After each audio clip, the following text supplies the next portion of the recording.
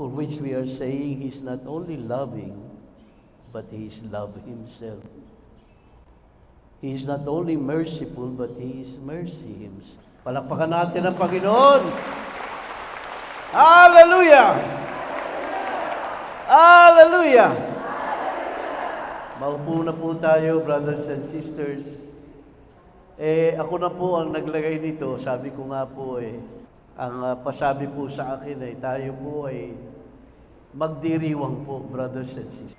Kaya po sana, ang ating pong kanga kuro-kuro ang ating damdamin, ang ating kalagayan ngayon, ay isa pong pagdiriwang. It's a celebration. It's not just going to be a conference. It's not just going to be a seminar. Hindi po tayo magtitipon, hindi lang mananalangin, kung hindi tayo po'y magdiriwang. Amen. Amen. Kaya po ang ating mga damdamin, ang ating puso, higit sa lahat, wow, nandito pala itong ating mga kabataan din. Amen. Nandun sila. Sila ba ang ating music ministry? Oo nga, sino ba yung kasama natin doon sa Cuneta Astrodome? Wow! Hindi ko sila nakita kasi sumayaw Maya-maya siguro, ulitin natin. Palakpakan natin ang Panginoon sa ating mga kabataan. Praise the Lord. Praise God. Okay po. Ngayon, gusto ko sanang siguro maliwanagan tayo ng konti. Kasi po marami po sa atin ay alam yung salitang Pentecost. Amen. Amen. Okay. Sabihin nga po nyo, Pentecostes. Pentecostes. Yun. Ngayon, bakit nga ba tayo nagdiriwang ng Pentecostes? Yan. Alam po ninyo, nung ako po'y naghahanda kagabi, kaya nga po ako'y inabot ng hanggang 2:00 ng umaga, kaisip, dahil ang banal na Espiritu ay palagi pong pasok ng pasok, at ang dami-daming ibinibigay, ngayon ko lang po nadidiscover muli, na para bang, wow, ito pala yung istorya ng Pentecostes. Hindi lang pala yung, nanawag ang banal na Espiritu. At sapagkat nanawag ang banal na Espiritu, kayo'y magkakaroon ng power!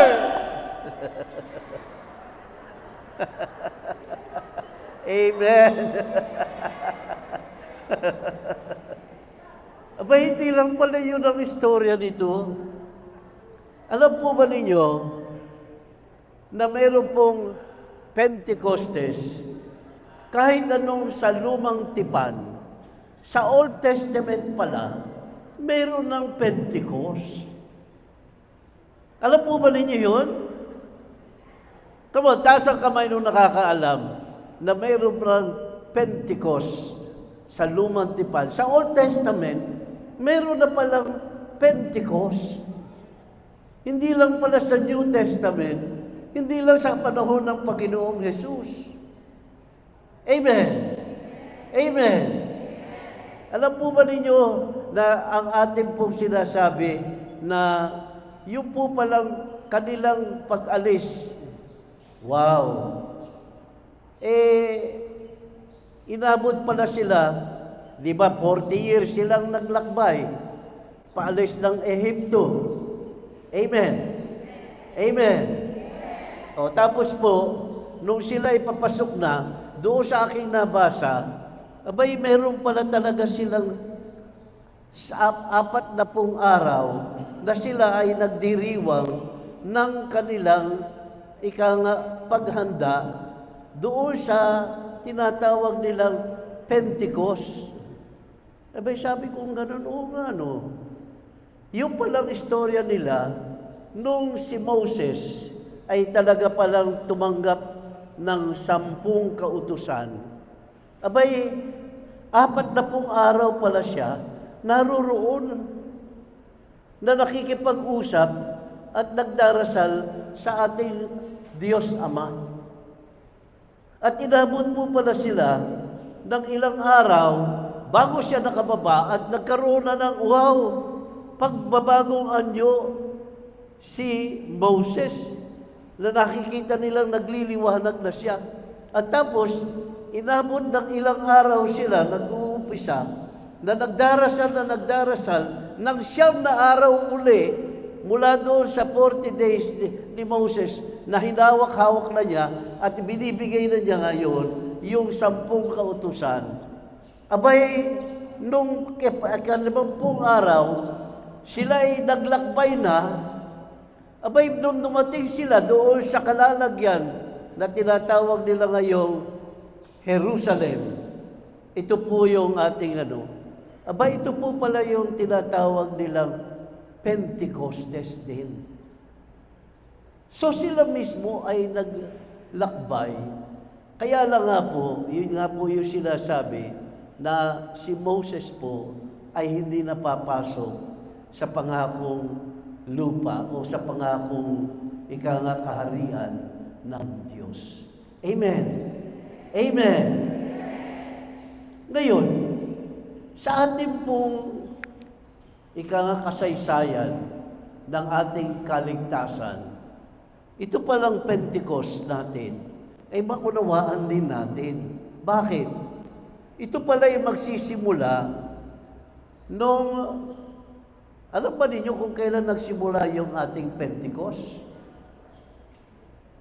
Alam po ba ninyo yung istorya ay nung araw mismo, yung araw ng pagkabuhay ng ating Panginoon, ay nagsimula na po uli ang tinatawag nating Pentecostes, pero po sa kasaysayan ng bagong tipan.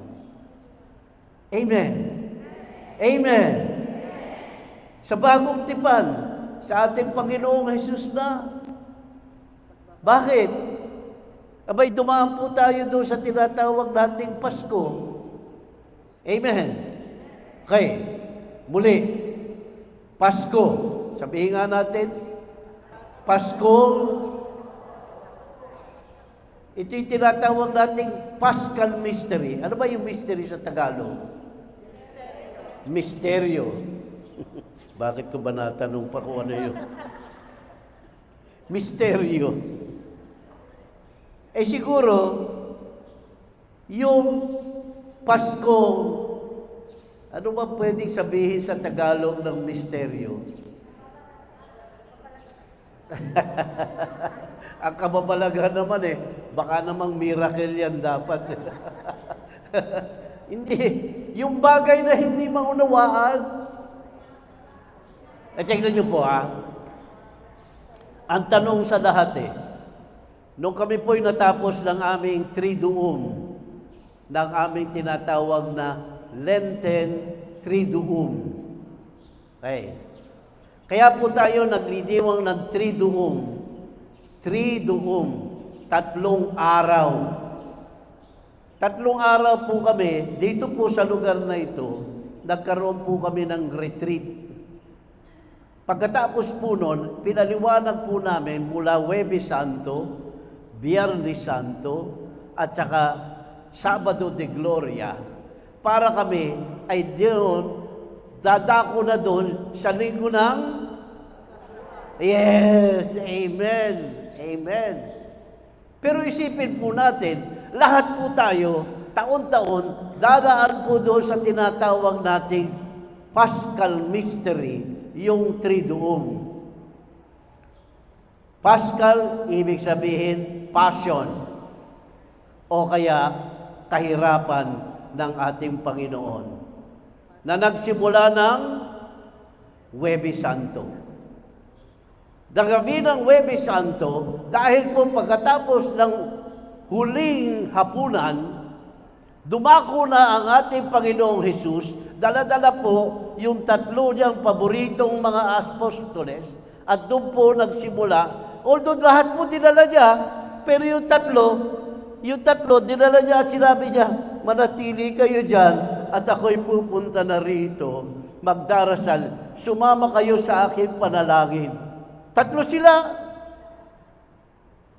Ano ang simula? Agony in the garden. Amen. Amen. Kaya nga po, ang selebrasyon po natin ng Huwebes Santo, kailangan po, dapit gabi o dapit hapon at walang liwanag. Bakit? Yun ang simula talaga na tinatawag nating paghihirap ng Panginoon.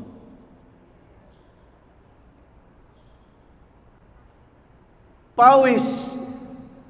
Sa kanyang hirap, ang pawis ay naging pawis na dugo. Alam po ba ninyo, tinawag tuloy nilang divine, ano yun? Divine suffering, divine mental prostration, mental desperation, dahil nakita niya na siya ay nandun nakabayubay na at talagang mamamatay sa krus. Kaya nga sinabi niya, Ama, baka naman pwede kung makalusot dito. Pero sinabi rin niya, hindi dahil sa gusto ko, kundi nais mo. Kung si Mama Mary daw po ay nagkaroon ng tinatawag nating, anong tawag natin nung sinabi niyang, let it be done to me according to your word? Ang kanyang piyat, si Jesus may piyat din. Ano yung piyat niya? Ama, kung ito ang nais mo, siya ang masusunod. Let it be done according to your will. Fiat, sige na. Sino sa atin dito? Tao. Dahil ang Panginoong Diyos, ang Panginoong Jesus, Diyos man siya, anak ng Ama. Pero tao, maghihirap ako, mamamatay ako, sisigawan pa ako ng mga tao, pupukpukin pa ulo ko, meron pa akong koronang tinig, mumurahin, dudurahan pa ako, sisikuhin, sisipahin ako.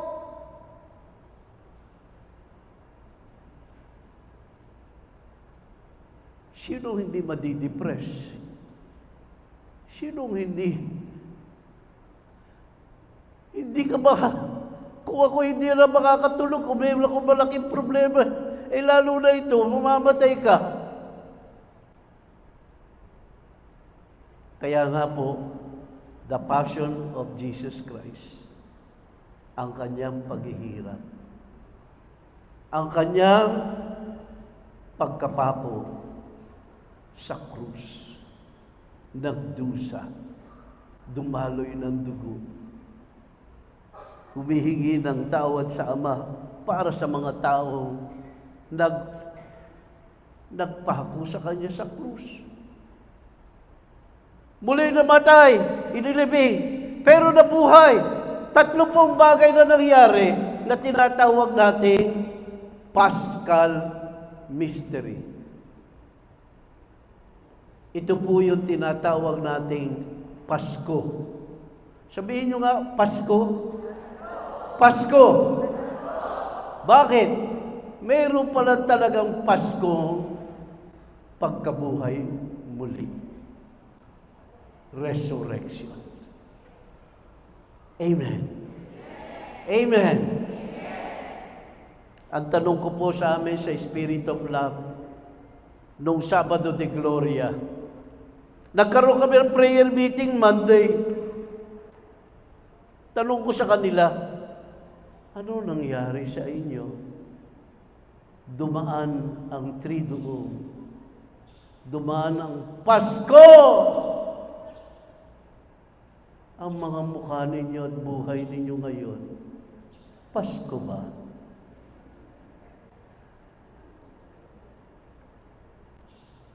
Lahat nakanganga sa akin.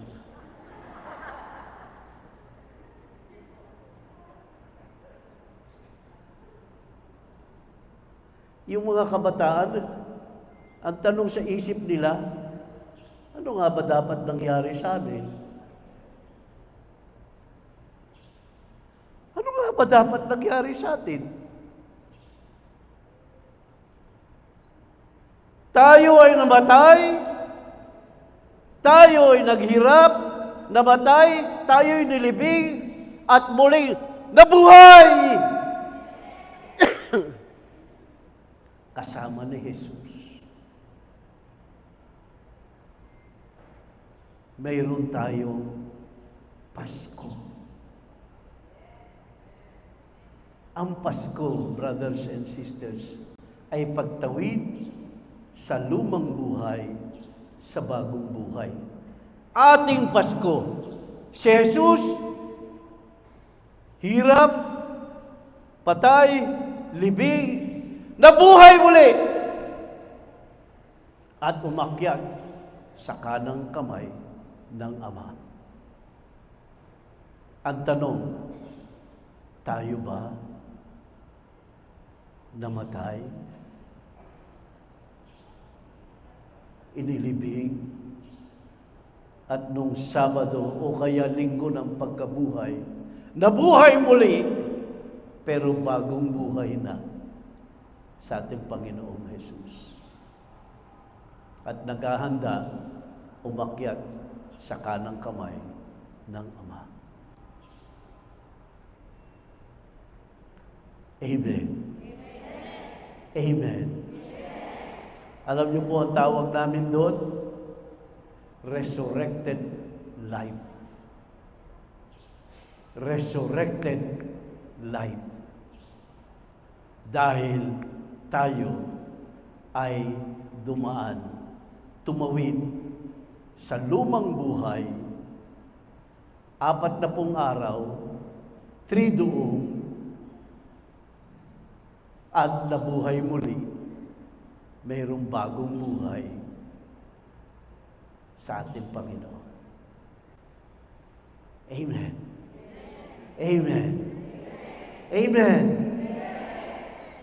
Magdilay-dilay nga po tayo konti. Nagbago po ba tayo nung dumaan na Paskong pagkabuhay?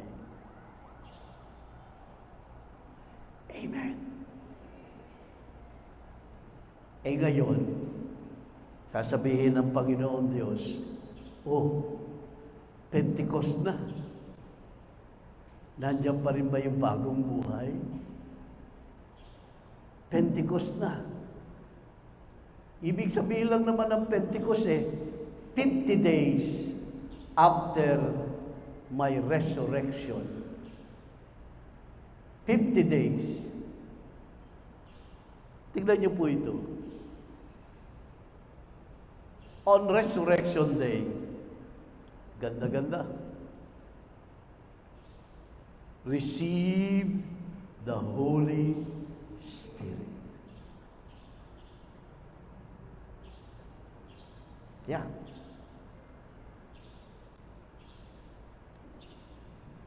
Na natin. John 20:22.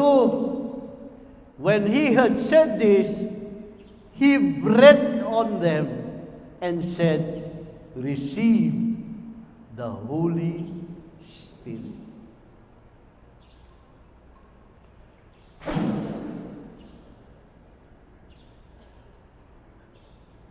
Tignan niyo po Resurrection Day yan. Paskong pagkabuhay dapat. Ang kanyang mga alagad, dapat dumaan din at kasama niya. Kaya lang, wala lang yung kanyang mga alagad. Uy, balita ko, buhay na siya. Uy, si Tomas, hindi ako maniniwala agad, hindi ko nahihipo ang sugat sa tagiliran niya. Amen? Amen? So, ano ibig sabihin? Kulang pa rin ang kanilang Pasko. Pagtawid sa lumang buhay, papunta sa bagong buhay sa Panginoong Diyos. Amen. Amen. Kaya nga po, nung siya bumati dito, sabi niya, kapayapaan ay sumainyo, kapayapaan na hindi mabibigay ng mundo. Aking kapayapaan ay binibigay ko sa inyo. Na ako ay sinugo ng Ama, kayo din isusugo ko. As the Father have sent me, itong mga kabataan, so I will send you. Amen. Sabi nga nila, itong ating mga kabataan ay hindi po pag-asa ng the future. Hindi ba? Hindi po sila pag-asa ng kinabukasan. Bakit? Sila na ang pag-asa natin ngayon. Amen ba? Kayong mga kabataan, alam ba ninyo, huwag kayong magantay ng bukas sapagkat ngayon kayo ang pag-asa. Amen ba? Kaya kayo nandyan, kaya kayo gumagalaw, kaya kayo nakikinig na ngayon sa amin. Amen ba?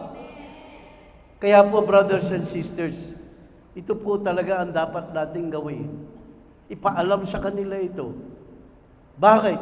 Ito po yung Resurrection Day. Tandaan po ninyo. Pagkatapos, anong nangyari? Tingnan po natin, ha? Ang ganda po niya, no? Tingnan nyo. He breathed on them the Holy Spirit. Hininga. Tandaan niyo po, ang Holy Spirit po ay ruwa. Ibig sabihin, wind, breath. Sabihin nga ninyo, ating mga kabataan, Holy Spirit is wind. Come on. Holy Spirit is wind. Breath. Hininga. Kaya nga po ang Panginoong Jesus, bininyagan po ang ating mga alagad, sakramento ng banal na Espiritu Santo. Nakatulad natin na tayo po ay bininyagan at binigay sa atin ang banal na Espiritu. Amen? Kaya nasa inyo na yung banal na Espiritu. Nasa atin na yung banal na Espiritu. Kaya lang, walang lakas, walang power!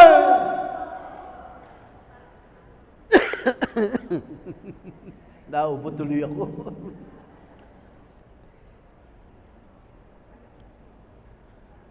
Kaya nga po, ang Panginoong Jesus, on one occasion, while He was eating with them, He gave them this command, do not leave Jerusalem, but wait for the gift of my Father, promise which you have heard me speak about. For John baptized with water, but in a few days you will be baptized with... Yeah. Wait for the Father's promise. Brothers and sisters, that was the promise, the Holy Spirit. Ay, sige. Thank you lang. Pakilagay na lang dyan. Palakpakan naman natin ang Panginoon mo. Kung sino daw ang nagbibigay ng inumin sa alagad ng Panginoon, ang kanyang, pangako, ang kanyang, anong tawag natin doon? Ang kanyang reward, ang kanyang, biyaya, ay higit pa tunay sa langit manggagaling. Amen. Amen. Praise the Lord po yan. So, ayun po yung sinasabi natin. Kaya nga po, nag-aantay ang ating mga alagad. At yun ang po sinasabi natin. Look, yun ang sabi ng Panginoon, no? Yan. Tingnan natin. Ano nangyari? Okay. Ito po.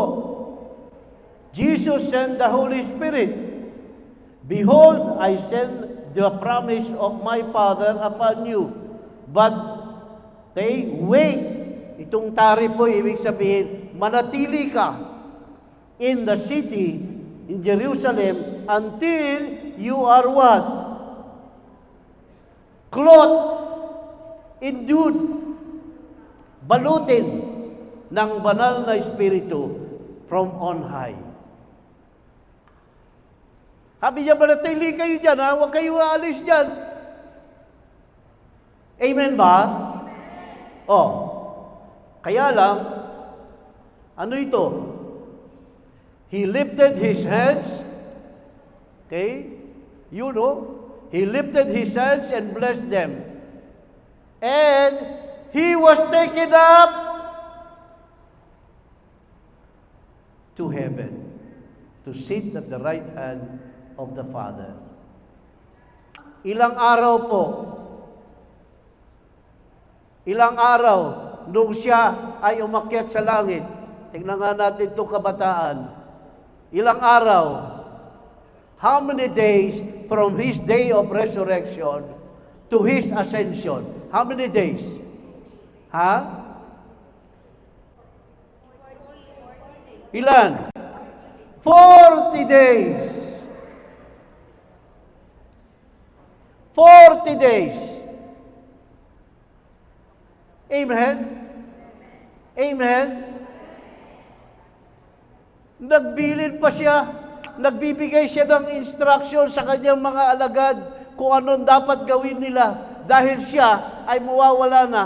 You will see me now and you will not see me later, but you will see me again and see me later again. Kaya nga nagtataka yung mga alagad, ano yung sinasabi ng Panginoong Isis? Hindi na natin siya makikita, pero makikita natin siya muli. Makikita mo naman, ano ba yung sinasabi niya? Hindi maunawaan. Amen ba? O, pero tignan niyo po ang istorya. Nung siya ay nagpangako at nagsabi, manatili kayo dahil ako, hindi niyo na makikita muli, aakyat na ako. Pero sabi niya nga I will not leave you orphaned. I will be with you until the end of times. Paano mangyayari yon? Paano mangyayari yon? Brothers and sisters, how will Jesus be with us if He is already in heaven, seated at the right hand of the Father? By sending the Holy Spirit, the Spirit of the Father to the Son to the Father, and the Father will send the Spirit again to us in our baptism. Yes! Kaya nga po, brothers and sisters, kung 40 days, nagpunta sila ngayon, at sabi, manatili kayo dyan, pero manatili kayo dyan, hindi kayo nakatunganga. Manatili kayo dyan, at kayo magnubina. Kaya, Inang Maria, 120 apostles and disciples, umakyat sa upper room, at doon sila nagnobina. Pag nobina, ilang araw ang nobina? Ilang araw ang nobina? Siyam! Kung 40 days resurrection, at pagkatapos siyam na araw ng nobina, 49! 49! Kaya nga, kinabukasan, plus 1 day, 49 plus 1 is 50. Pentecost. Pentecost.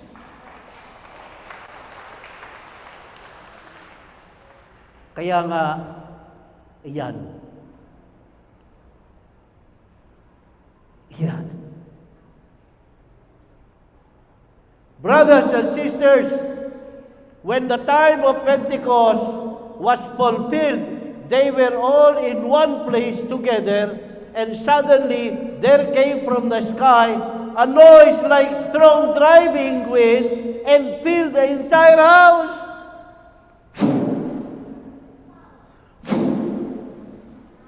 The entire house. Amen. Amen. Bakit? Then there appeared to them tongues of fire, which parted and came to rest on each one of them. Di lang apoy. Di lang apoy. 50, Pentecost. Hinahanap ko po, ano bang ibig sabihin itong dilang apoy na ito? Apoy, huges dila. Ito mga kabataan uli. Nakita naman ninyo si Bishop Juni? Nakita naman yung obispo natin? Nakakita na ba kayo ng obispo? Ayan. Nakita na ninyo si Cardinal Advincula, obispo ng Maynila. Nakita niyo siya, hindi ba? Amen? Yes. Nung lumalakad siyang ganon, meron siyang suot-suot na sombrero. Ano tawag niyo doon sa sombrero yun? O siyempre, hat sa taga. Kima naman, no? Bukal naman. Talaga naman. Tama nga naman siya, hat. Sinusuot eh. Sombrero eh, hat nga naman. Pero ang tawag doon, para kaalaman mo, iho, ang tawag doon, mitre. Sabihin mo, mitre. Sabihin mo, mitre. Mitre. Mitre. Yung mitre, brothers and sisters, hugis ano? Hugis ano? Hugis dila. Hugis dila. Bakit? Napansin niyo ba yan?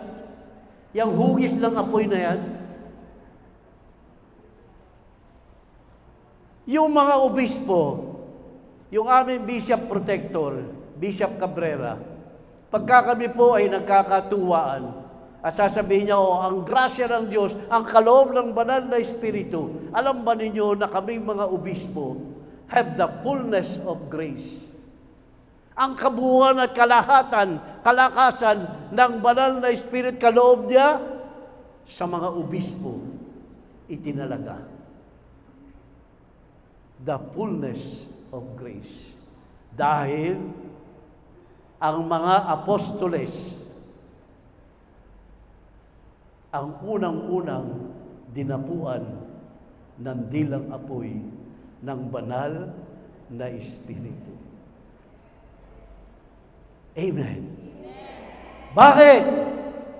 Kasi, brothers and sisters, mapapansin ninyo, ano ang kailangan at anong gawain ba talaga na ibinigay ng ating Panginoong Diyos na nung nangyari na ito, there appeared to them tongues of fire imparted on each one of them. Ang susunod, brothers and sisters, ay, ano ito? Ano nangyari sa kanila? Basahin natin. Come on, everybody, read with me. They were all filled with the Holy Spirit and began to speak in different tongues.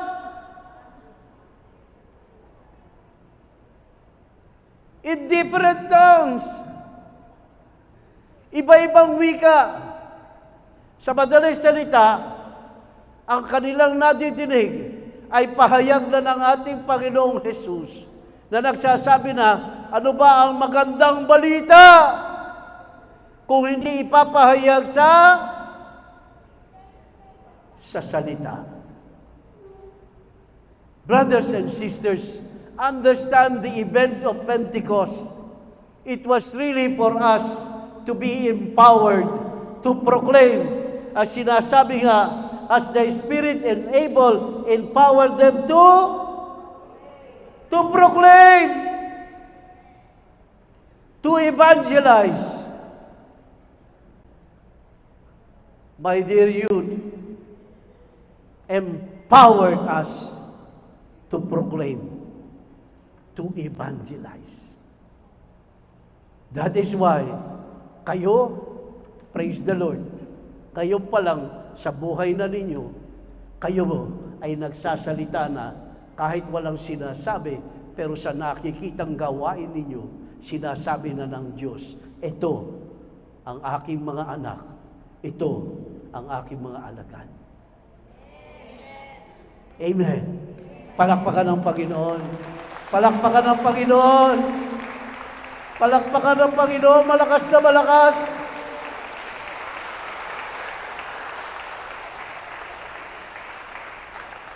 Kaya nga, brothers and sisters, kailangan natin maunawaan yung Paskong pagkabuhay ng Panginoon, yung dinaanan natin ng Kwaresma at yung Santa Semana at yung Paskong pagkabuhay na dapat tayo'y buhay na buhay dahil noong linggo, dumaan po at nanaog uli ang banal na Espiritu at tayo, sinasabi ng Diyos, when the Holy Spirit comes down upon you, you will receive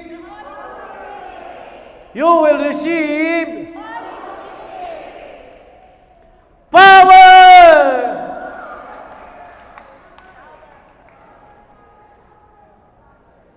Amen. Yun po sana nga maunawaan natin, brothers and sisters. Dahil po yun ang sinasabi natin na nangyari sa Panginoon.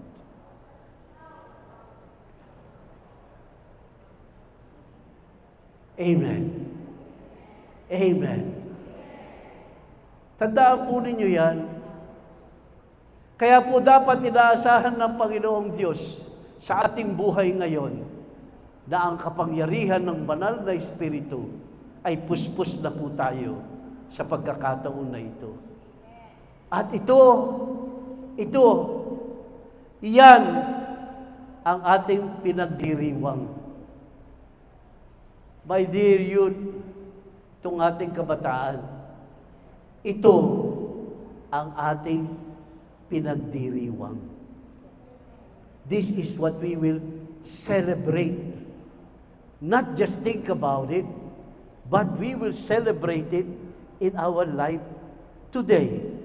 And from here on, have power! Amen. Ang question kasi,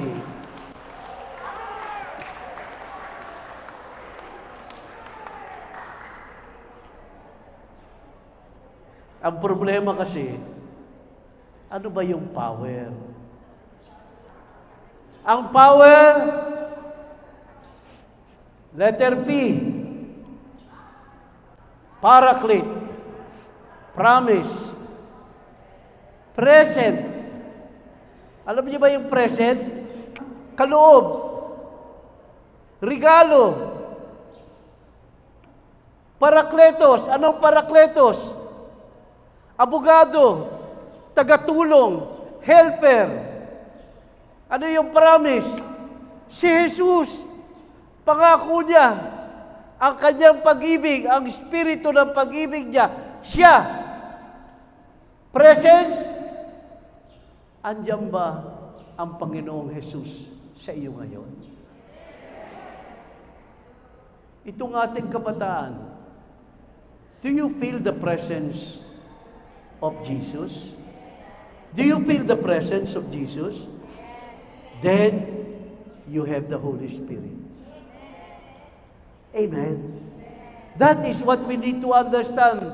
Yung letter P na yan, presence. Presence.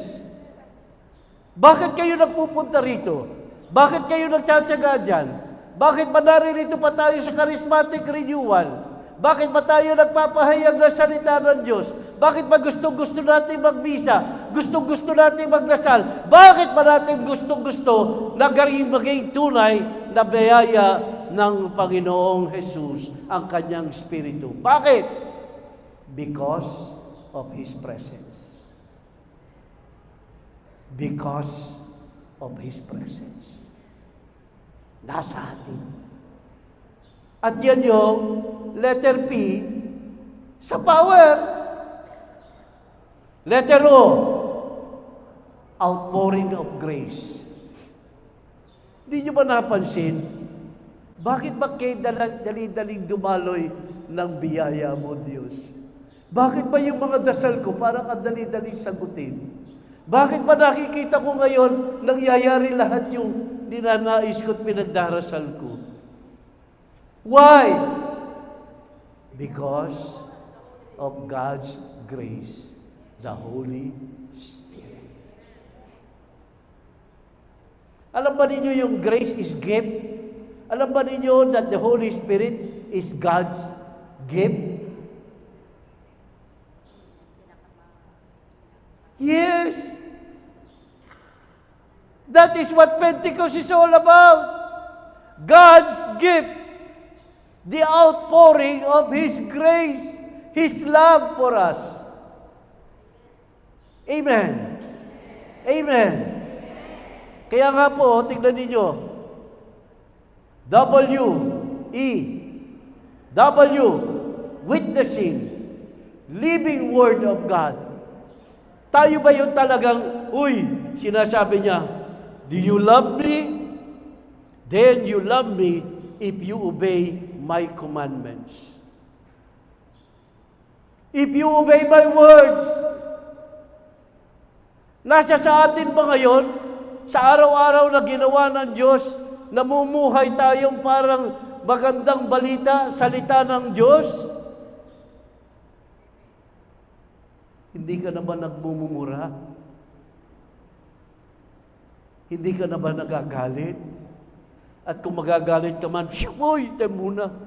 The Holy Spirit is upon me.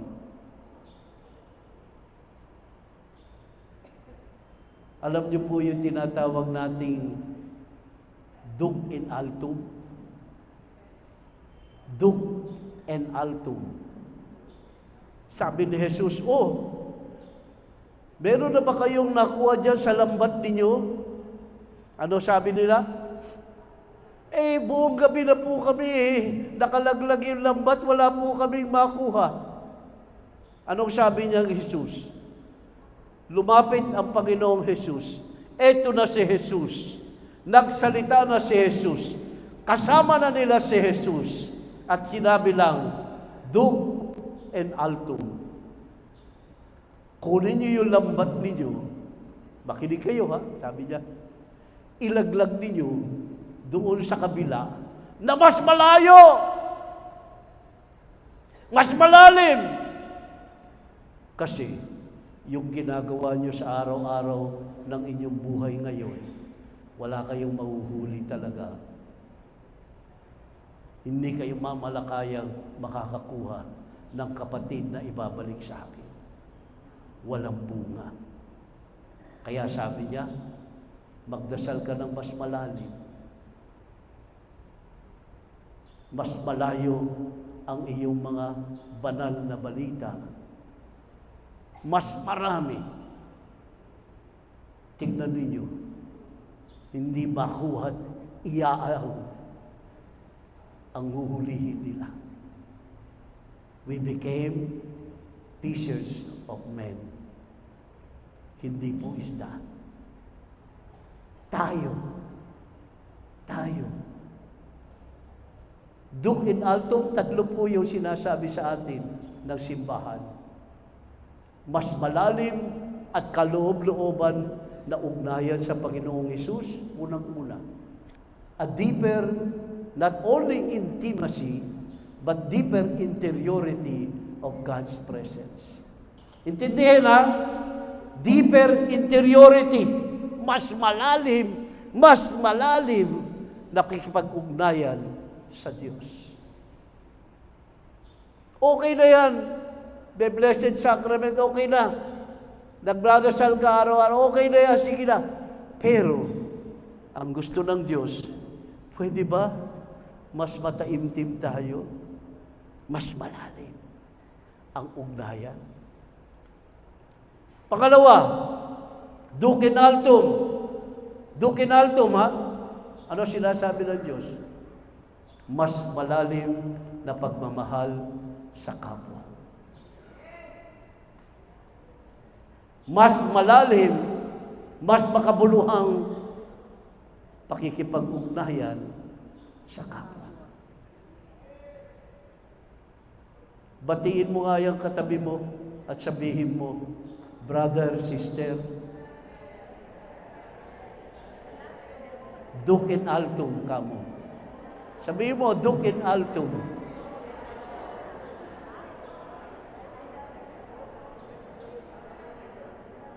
Kasi yun na hindi natin iniisip eh. Dasal na tayo ng dasal. Pero mas malalim na ba ang iyong pagmamahal sa kapwa? Mas malalim ka na ba sa Diyos? O pareho din? Kaya kung pupunta ka sa Blessed Sacrament, ay, mukhang pareho din. Bakit? Wala ang power ng Holy Spirit. Amen. Amen. Pangatlo, pagmamahal sa Diyos, ugnayan. Pagmamahal sa kapwa, ugnayan. Ang paglilingkod sa kapwa, kahit hindi mo kaano-ano, kahit hindi mo kilala, ay mas malalim, mas malawak, at mas marami. Kasi pinaglilingkuran natin yung ating kapwa katabi natin eh. Barkada ko eh, kasama ko sa community eh. Kaya sila palagi inuuna ko eh. Ang tanong ng Diyos, ay yung mga yun. Yun. Anong yun? Yun. Yung hindi mo nakikita. Bakit? Nakikita mo yung mga tao sa ilalim ng ilong mo. Pero yun nandun, yun, hindi mo na nakikita. Duc in altum. Amen. Amen. Palakpakan natin ang Panginoon. Yes! Empowered to proclaim. Kaya nga di lang apoy eh. Kaya nga di lang apoy eh. Apoy, dahil ang apoy, nag-aalis ng mga kasalanan. Apoy, gumagaling ang iyong mga sugat. Sugat ng ano? Sugat ng alinlangan, sugat ng walang pagpapatawad, sugat ng ano? Na ginawa ng ating mga mahal sa buhay. Di lang apoy para ang magandang balita, siya ang ihahandog natin. Power! Bakit ko sinigaw ang power? Kasi doon sa letter R, walang iba kung hindi renewal of our baptismal vow. Ano yung baptismal vow natin? Nung tayo po ay binyagan ng banal na Espiritong binigay sa atin, tayo ay 3 buwan hanggang 6 na buwan. Meron po siguro iba ay 1 taon inabot. Alam po ba ninyo ang ating pagbibinyag o pagpupuspos ng Espiritu Santo ay by proxy. Ano yung proxy? Itong mga kabataan na ito, nung kayo'y binyagan, nangako at yung 3 pangakong ito na sinasabi, siya yung nire-renew natin. Pagka tayo po ay mayroon pong Pentecost, nire-renew yan. Nire-renew natin sa Paskong Pagkabuhay. Alam ba ninyo ano yung proxy? Ang tatay at nanay ninyo, kasama yung ninong at ninang, sila ang sumagot ng oo. Kami, nangangako kami na kami ayaw namin sa demonyo. Ayaw namin sa mga masasama.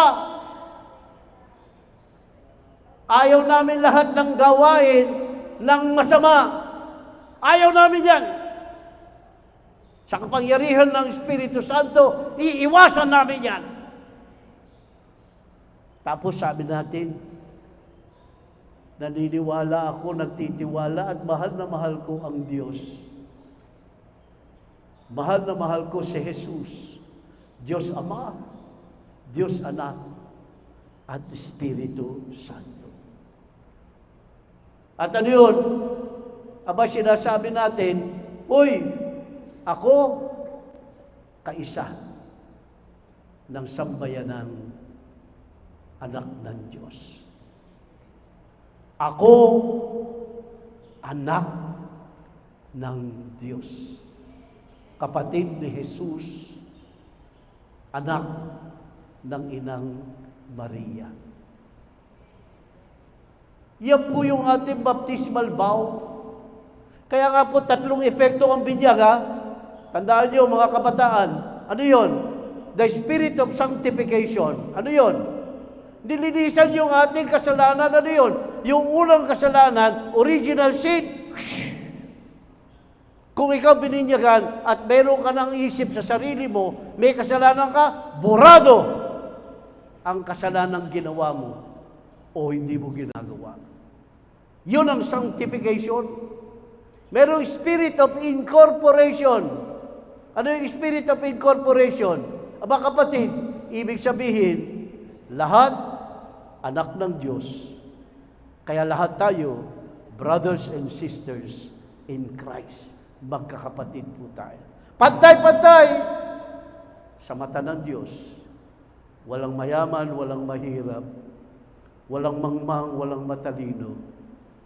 Walang magaling at hindi magaling. Lahat tayo, iisa ang tingin ng Diyos. Amen. Tayo po ay bahagi ng tinatawag na mahiwagang misteryong katawan ng Diyos. Ano yun? Ang simbahan. Tayo po yung simbahan. Amen. Lahat po yan nagiging ating binabago.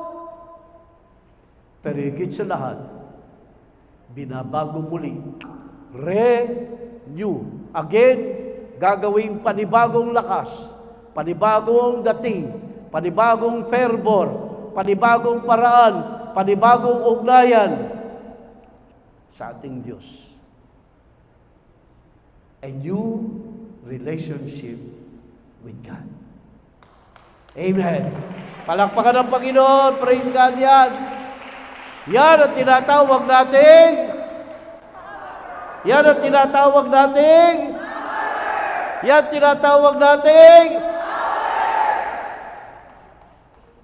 tingnan ko nga kung sino ang malakas dito talaga ang Espiritu Santo. Hatiin ko ulit. Dito, kaliwa. Dito, kanan. Mukhang wala dito mga bata. Nandito yung mga bata. Di bale, unahin natin sila. Tignan natin kung gaano kalakas. Okay. When the Holy Spirit comes down upon you, you will receive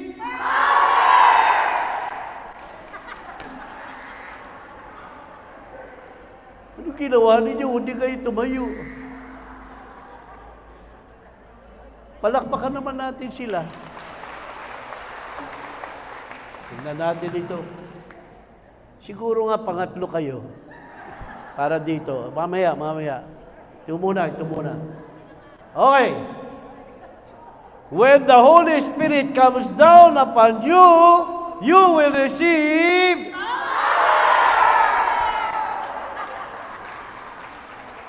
palakpakan naman ninyo sila.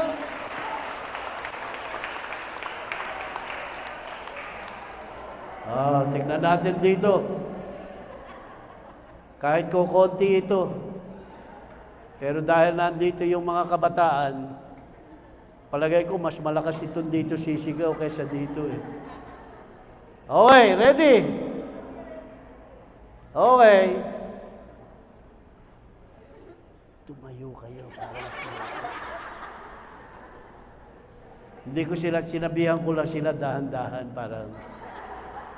When the Holy Spirit comes down upon you, you will receive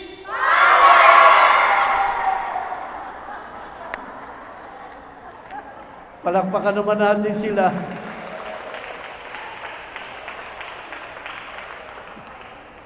Talaga mga bata pa kasi. Praise the Lord. Yan po yung ating tinasabi. So brothers and sisters, the power of the Holy Spirit is really what we have to understand. Look at this. The Spirit gives power. The Spirit gives, come on, everybody read this. Righteousness, peace, and joy. The Spirit imparts the love of God. The Spirit gives immortality. The Spirit teaches us. The Spirit shows us things to come. But you are not in the flesh, but in the Spirit. So be that the Spirit of God dwell in you. Question: do you have this power? Nasa tamang daan ba tayo? O nandun pa rin kayo sa dating daan? At marami dyan, nasa lumang daan pa. Amen. Ito po ang kailangan po natin maunawaan. Pinagdiriwang ang Pentecostes para maunawaan natin ang ating Panginoong Diyos, Ama, Anak, at Espiritu Santo. Amen. Dugtong po yan, hindi po Pentecostes ay sariling pagdiriwang. Ang pinagdiriwang natin ang ating buhay sa Panginoong Diyos. Simula pa po nung Kwaresma hanggat sa dulo po dito sa Pentecostes na ito. Amen. Unawaan po natin muli. Yan. Ay, sorry po. What is the baptism in the Holy Spirit? An adult conscious renewal of the baptismal vows. A personal religious experience, God encounter in the Holy Spirit. An empowerment by the Holy Spirit. An unleashing of the power of the Holy Spirit in witnessing to Christ in the world. Kaya nga po sinabi ko sa inyo yung acronym na power. Letter P, letter O, letter W, letter E, letter R. Amen. Ngayon po, brothers and sisters, gusto ko po naman paalam sa inyo at laliman natin ng konti ang pag-uunawa. Filled with the Holy Spirit, a God experience. Ano ba yung ibig sabihin? Puspos ng banal na Espiritu. Kasi yun po yung baptism, yung pagpupuspos. Puspos ng banal na, filled with the Holy Spirit. Pentecost. Yan po. Current of grace. Sabihin nga ninyo. Come on, everybody say it. Current of grace. Dumadaloy ba sa atin, sa buhay natin ngayon, sa pagkakataon na ito, tayo ba ay may kilig ba? Kinikilig ba tayo? Bakit? Dahil ang Espiritu ng Diyos nasa sa atin. Amen ba? Kaya nga po pag tayo tinatawag na sa prayer meeting, prayer meeting, praise the Lord. O kaya pagpunta sa prayer meeting, Prayer meeting na naman. Kakapagod na.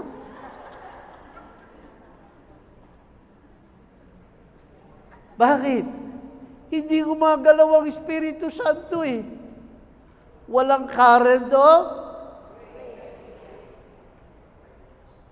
Amen. Kaya nga po, brothers and sisters, tignan niyo po